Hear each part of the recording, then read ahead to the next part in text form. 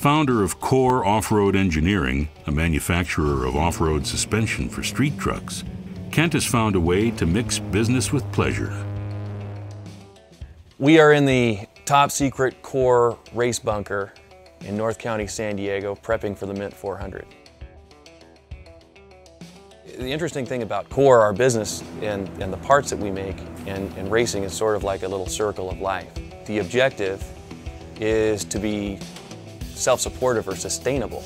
Basically, we take the lessons that we learn from racing, and we learn a lot from racing, because really you can't use finite element analysis and computer modeling to determine how a tire and a suspension component and or control arm will respond to every different size of whoop and rock out there at every different speed.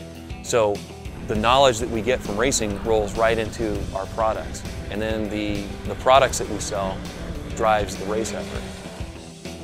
For 12 years as an active duty Marine, I got to do some really fun stuff. As a pilot, a C-130 pilot during non-wartime in the 90s, we got to fly around doing all the secret squirrel stuff. Really exciting. I've flown all over the world. I had a really great military career, but the biggest problem with the Marine Corps for me was you go and you do a mission, you do an operation, you do some kind of thing, but you can't do it consistently.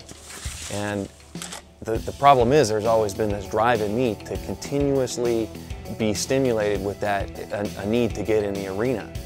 And so even on active duty, every year I was racing the Baja 500, the Baja 1000. I won the San Felipe 250 on a dirt bike as an active duty Marine pilot, which is kind of odd because I think that a lot of people would have been sufficiently stimulated by their regular job, and I just wasn't.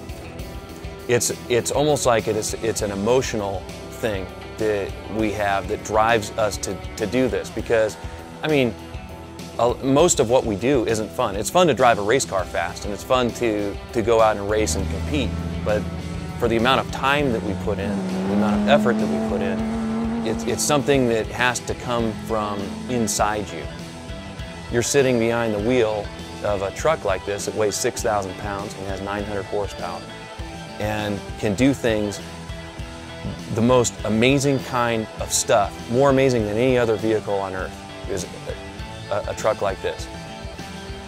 When you're sitting there and you're wielding this thing like an axe in battle, and it's an amazing feeling, and it fills you with all kinds of chemicals, testosterone and adrenaline and things that, I mean, I've never done drugs. I've done my own drugs. You know, the stuff that my own body makes, I love it. I gotta have the real deal, and that's what off-road racing is to me and my crew. It's my gang against the other gang. It's my tribe against their tribe.